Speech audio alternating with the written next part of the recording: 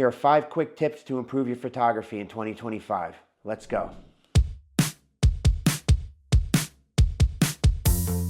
So one of the things I like to do is I like to take a look back at all the images I shot in the previous year. The reason I do that is I want to see if these images still appeal to me. And if they still appeal to me, then they're probably good keepers. Just go through, pick maybe your 10 images that you liked the most, that you think were the best ones, and just give them a critical look and see if it's really a good image in your opinion, or if there's something that you need to work on. I think a lot of times photographers are concerned about those iconic shots, getting those images and putting them out on social media right away, and you don't really get to spend a whole lot of time with the image. So like I said, just pull your catalog out, look through some of your images, and see what you shot last year.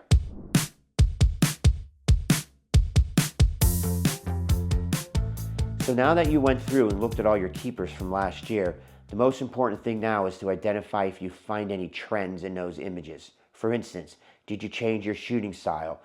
Did you change your exposure, subject matter, angles, anything like that you've changed over the last year?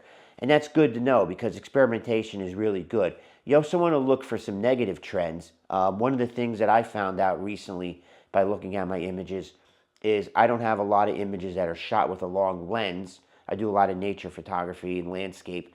I don't really have anything that's shot with a long lens because that lens isn't available on my camera system.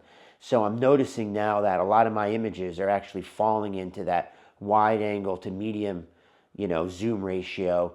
And I'm just really not getting those long shots that I used to get when I was on a different system. That kind of stuff is important. You can take a look at this stuff objectively now and figure out where you're going with your photography, if you need to change course on anything, if you need to change your editing style, anything like that. This is the time to take a look at that stuff.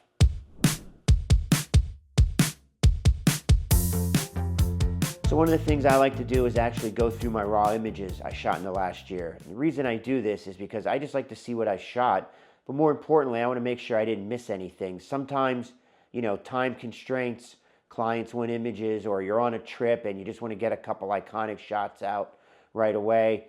Sometimes you forget to go through and look at everything else. So I usually spend some time, dig through my raw catalog, look at all my images, and just make sure there's nothing in there that maybe I forgot, or maybe I want to process differently, or maybe take a second look at. So that's a really important exercise to do.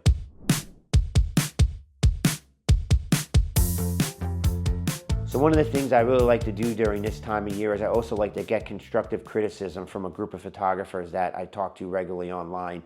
So what I'll do is I'll actually take like 5 or 6 of my best images of the year, or what I think my best images are, and we'll send them out to the group, and then we'll all meet online in Zoom, and we'll all talk about it. And, it's constructive criticism, and criticism constructively is always good. And it helps me grow, it helps them grow as photographers, and it's really important to get somebody else's take on your work. Sometimes we get tunnel vision. We actually don't see issues or faults with our own work, and it's really nice to have that criticism from other people that can help steer you in the right direction.